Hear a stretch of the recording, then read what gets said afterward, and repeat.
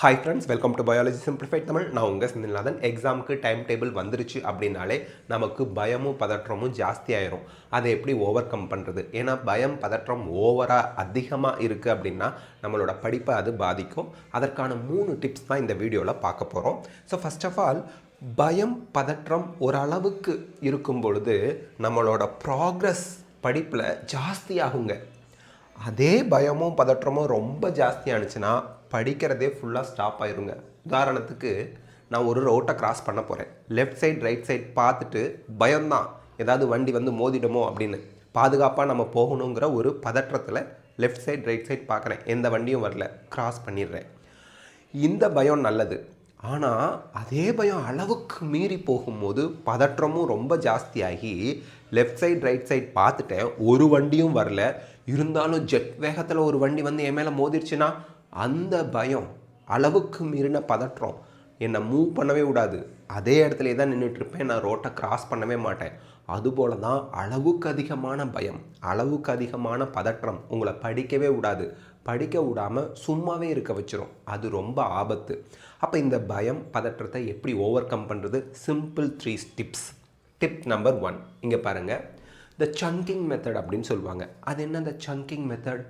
ஒரு மலை, அந்த மலையை கூட ஒரு சிறு உளி மடுவாக மாற்றிருமா. கொஞ்சம் கொஞ்சமாக உடச்சி உளிங்கிறது இவ்வளோ பெரிய சைஸில் இருக்கக்கூடிய ஒரு எக்யூப்மெண்ட் தான். அந்த குட்டி எக்யூப்மெண்ட்டே பெரிய மலையை மடுவாக மாற்றக்கூடிய சக்தி வாய்ந்தது. கொஞ்சம் கொஞ்சமாக உடச்சி அதுபோல் நம்ம சிலபஸை மலை மாதிரி பார்க்கக்கூடாது.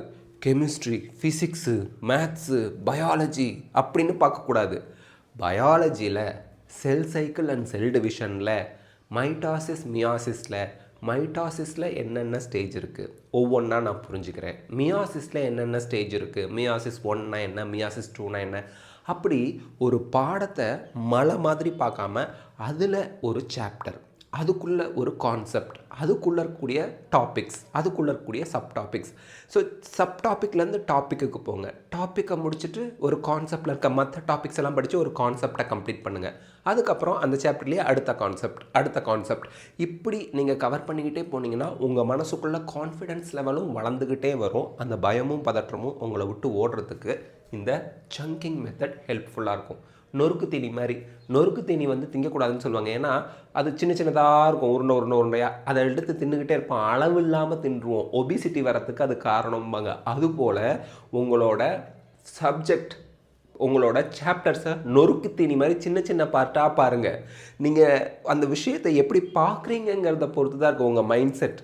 ஸோ அதை சின்ன விஷயமாக பார்க்குறீங்கன்னா ஈஸியாக சாப்பிட்றலாம். ஒரு அம்மா ஒரு குழந்தைக்கு ஒரு பெரிய தோசையை ஊற்றி வந்து சாப்பிடுன்னு கொடுத்தாங்க. ஐயோயோ, இவ்வளோ பெரிய தோசை என்னால் சாப்பிட முடியாது அப்படின்னாங்க. உடனே அந்த அம்மா என்ன பண்ணாங்க, அந்த தோசையை சின்ன பீஸாக கட் பண்ணி போட்டாங்க. அந்த குழந்தை ஒவ்வொரு பீஸாக லபக்குன்னு எடுத்து சாப்பிட்டு முடிச்சிருச்சு. அவ்வளோ பெரிய தோசையுமே சின்ன பீஸாக மாற்றினதுக்கப்புறம்.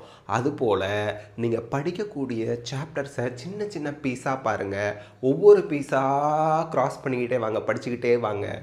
சாப்டர் முடிச்சிருவீங்க. அதுக்கப்புறம் யோசித்து பார்ப்பீங்க, இதுக்காக நான் பயந்தேன் அப்படின்னு. ஸோ இதுதான் ஸ்டெப் நம்பர் 1. உங்கள் பயத்தையும் பதற்றத்தையும் ஓட விரட்டிடும் த சங்கிங் மெத்தட். Step number 2, 4-7-8 reset. அது என்ன சார் 4-7-8 ரீசெட்? ரொம்ப சிம்பிளுங்க. இது நிறைய சைக்கியாட்ரிஸ்ட், சைக்காலஜிஸ்ட், பெரிய அறிவியல் அறிஞர்கள் எல்லாமே ஃபாலோ பண்ணுறது. பதற்றம் ஜாஸ்தியாக இருக்கும்போது நம்மளோட ஹார்ட் ரேட் ஜாஸ்தியாக இருக்கும். அப்போ நமக்கு எந்த ஒரு வேலையும் செய்கிறதுக்கு மனசு ஒத்து வராது. அப்போ என்ன பண்ணணும், உங்கள் இதயத்தோட துடிப்பு, அந்த ஹார்ட் ரேட்டை நார்மலைஸ் பண்ணணும். அதுக்கு 1 2 3 4 செகண்ட் காற்றை உள்ளே இழுங்க. 7 செகண்ட் உள்ளே ஹோல்டு பண்ணி வைங்க. 8 செகண்ட் அதை ஸ்லோவாக ரிலீஸ் பண்ணுங்கள். இதை 3 டைம் ரிப்பீட் பண்ணிங்கன்னா உங்கள் ஹார்ட் ரேட் அப்படியே குறைஞ்சி நார்மல் ஆயிடும். அதுக்கப்புறம் உட்காந்து படிச்சிங்கன்னா ரிலாக்ஸ்டாக படிப்பீங்க. இது ஸ்டெப் நம்பர் 2. ஸ்டெப் நம்பர் 3 வந்து பார்த்திங்கன்னா, என்ன ஆகுமோ, இதுதான் மிகப்பெரிய பயம். இப்படி ஆகிட்டா அப்படி ஆகிட்டா. ஃப்யூச்சர் யாருக்குமே கண்ணுக்கு தெரியாது. அதை நினச்சி பயந்துக்கிட்டு பதற்றப்பட்டுக்கிட்டு இப்போ நம்ம படிக்கிறதுலாம் கோட்டை விட்டுட்டதுனால தான் நமக்கு ரிசல்ட்டு பாதிக்குது. அப்போது நீங்கள் அந்த ஃப்யூச்சரை நினச்சி பயப்படுறீங்கல்ல, அதை ஈஸியாக ரீப்ளேஸ் பண்ணலாம். எப்படி? ஒருவேளை எக்ஸாம் டிஃபிகல்ட்டாக வந்துருச்சுன்னா, ஒருவேளை நான் எக்ஸாமில் ஃபெயில் ஆகிட்டா, ஒருவேளை நல்ல மார்க் வராமல் போயிடுச்சுன்னா, இதெல்லாம் இப்படி நீங்கள் மாற்றி சொல்லி பாருங்கள். எக்ஸாம் டிஃபிகல்ட்டாக வரட்டும். உங்களுக்கு மட்டுமா டிஃபிகல்ட்டாக வரப்போகுது?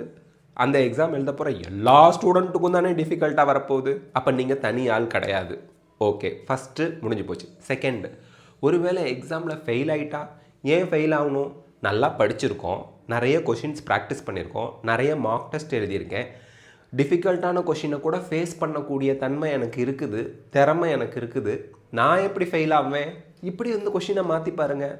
கண்டிப்பாக பயம் பதற்றம்லாம் போயிடும்.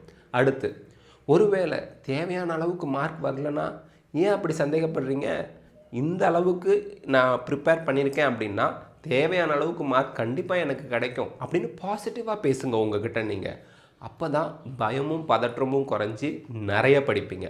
ஸோ இந்த 3 ஸ்டெப்பை ஃபாலோ பண்ணுங்கள். இந்த 3 ஸ்டெப்பை ஃபாலோ பண்ணுறதுனால உங்களோட எக்ஸாம் ஃபியர் உங்களை விட்டு ஓட ஓட விரட்டப்படும். நீங்கள் நல்லா படிப்பீங்க.